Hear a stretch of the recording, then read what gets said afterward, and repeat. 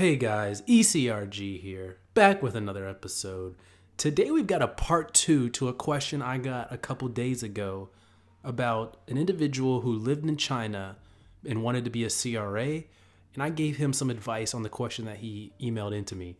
So if you want to have your question answered, you can email me eliteclinicalgroup@gmail.com. For any questions you may have, any insights. We do have the resume review program, so you're interested in that, you can email me there also for that. Have been helping out a lot of people recently, so that's been very, very good.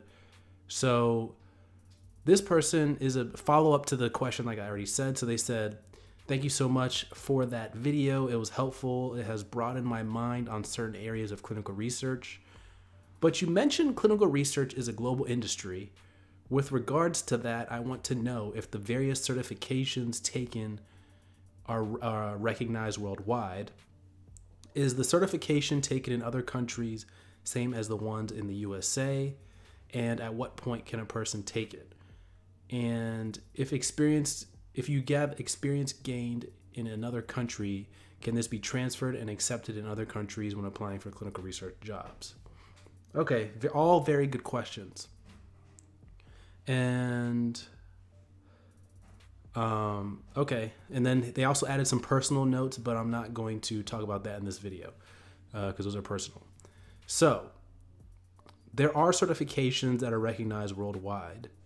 You've got CCRP, you've got CCRA for clinical research associates, you've got IAOCRs. That's an organization that's doing certifications also. But if you have no experience in clinical research, these certifications are useless to you. These certifications are only for people that are experienced. One, because they're pretty difficult to obtain. CCRP, for study coordinators and CRAs, that one's pretty difficult and requires years of experience typically for people to pass it. So I've heard that one's really tough. So don't recommend it. But anyway, no one's really going to hire you with just certification because those certifications prove competency. And how competent are you really if you have no experience? So I would definitely recommend to anybody listening to this video or podcast episode, to anybody, get your experience first and then get the certifications much later. No one cares if you have some paper certification if you have no experience. This is an experience-driven industry. You have got to have experience in order to advance your career. And if you have any level of experience, you know how hard it is. How much easier it is to get a job after you have experience. So you definitely want experience. I'd say go for that. Now there are companies out there that will pay, that you have to pay. They'll train you a little bit. They'll give you maybe give you some certification. A lot of those are meaningless. There's a lot of them out there. They're just there to make money. Don't worry about those. Go get your experience first, and then you can go sit for a real certification if you want to. Maybe you can get your master's in clinical research. Some people do that. I will probably never do that just because it's not needed. I think it's slightly overrated. But everyone wants different things out of the clinical research industry and in their life. And, it is what it is. But definitely go get your experience. I do not recommend worrying about certifications. And then I answered that question about at what time can a person take it. Some of them you can take without any experience, but like I said, I do not recommend it. It is probably going to be just a waste of money.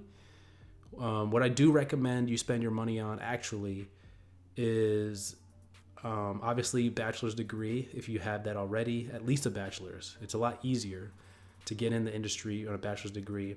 Definitely recommend you having a good resume. We can help you out with that. Clinical research resume review. Definitely recommend you doing that because that sets the foundation for you and your resume for the rest of your career. It's going to help you in the interview. It's going to help you, get recognized more by recruiters and hiring managers. So definitely recommend you spending money on that. That is something that you do not want to be cheap with, especially because every day that goes by, this industry is getting more and more competitive. So you do not want to be cheap with that. And that's about it. Even people that have bachelor's degrees in clinical research have a hard time getting in this industry when they have a whole degree for it.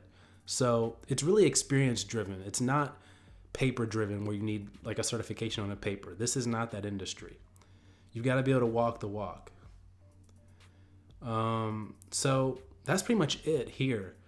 Definitely, like I've said before, get your experience. And that's it for this episode, guys. Email me, eliteclinicalgroup@gmail.com for any inquiries. Take care, guys.